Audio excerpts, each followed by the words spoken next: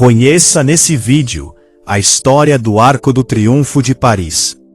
A história da construção do Arco do Triunfo é praticamente um resumo da própria história política da França no século XIX. O monumento levou 30 anos para ser concluído, atravessando império, restauração monárquica, revoluções e mudanças de governo. A origem, a promessa de Napoleão. Tudo começou após a vitória de Napoleão Bonaparte na Batalha de Austerlitz, considerada uma de suas maiores conquistas militares. Depois de derrotar os exércitos da Áustria e da Rússia, Napoleão prometeu aos seus soldados que eles retornariam à França sob arcos triunfais, como acontecia na Roma antiga.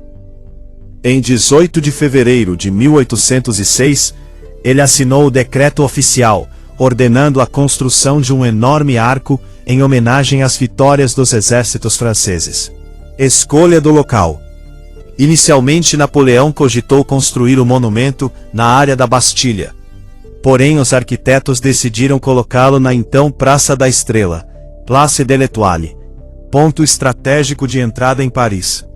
Hoje a praça se chama Place Charles de Gaulle. A localização permitia que o monumento fosse visto de longe e funcionasse como uma espécie de portal monumental para a cidade. O arquiteto e a inspiração romana. O projeto principal foi elaborado por Jean-François Thérèse Chalgrin, com participação de Jean Arnaud Raymond. Eles buscaram inspiração nos grandes arcos da Roma antiga, especialmente o Arco de Tito e o Arco de Constantino. No entanto, criaram algo muito maior e mais sóbrio, adaptado ao estilo neoclássico francês. Os primeiros anos da obra. A construção começou oficialmente em 1806. O terreno da Praça da Estrela apresentava dificuldades técnicas, exigindo fundações profundas para sustentar um monumento gigantesco. O projeto previa aproximadamente 50 metros de altura, 45 metros de largura, 22 metros de profundidade. Durante os primeiros anos, as obras avançaram lentamente. Em 1810, quando Napoleão se casou com Maria Luísa da Áustria, o arco ainda estava muito longe de ficar pronto.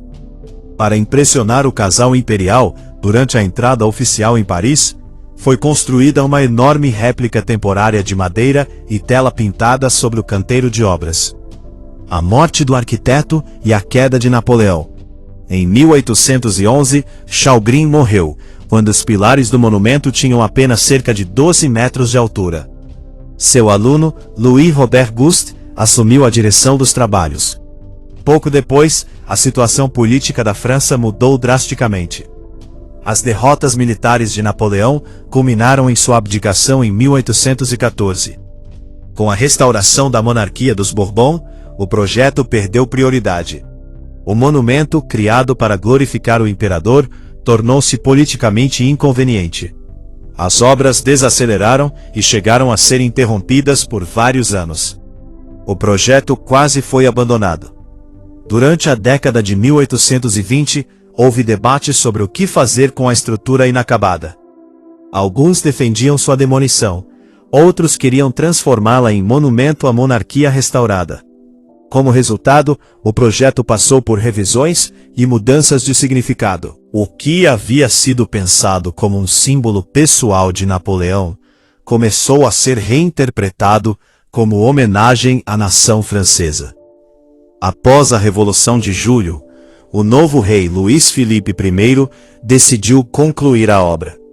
Seu governo buscava reconciliar diferentes correntes políticas francesas e viu no arco um símbolo nacional capaz de unir monarquistas, republicanos e admiradores de Napoleão.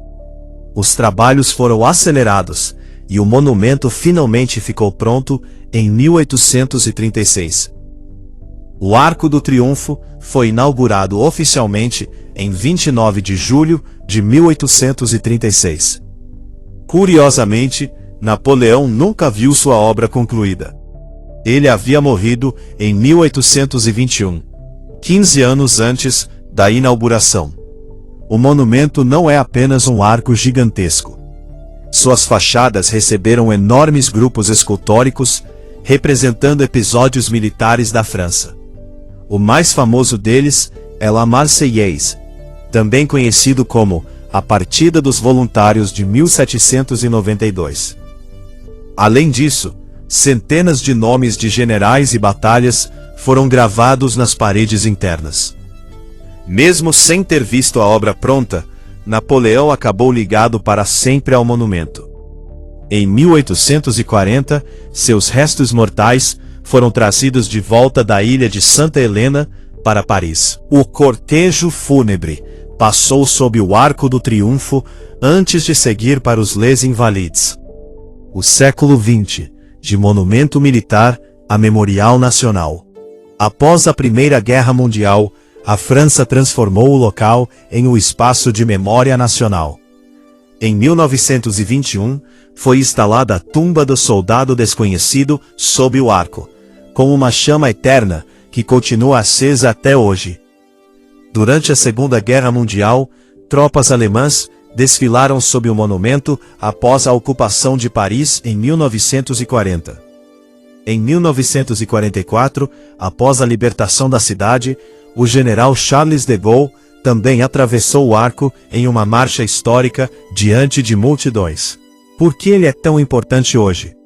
O Arco do Triunfo deixou de ser apenas um monumento napoleônico.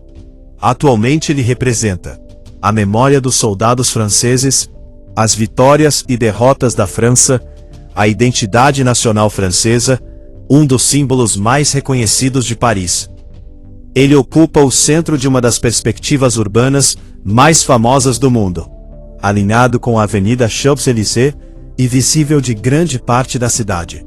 Se quiser, também posso contar várias curiosidades pouco conhecidas sobre a construção, incluindo greves de operários, erros de engenharia, a réplica temporária feita para o casamento de Napoleão e o piloto que atravessou o arco com um avião em 1919.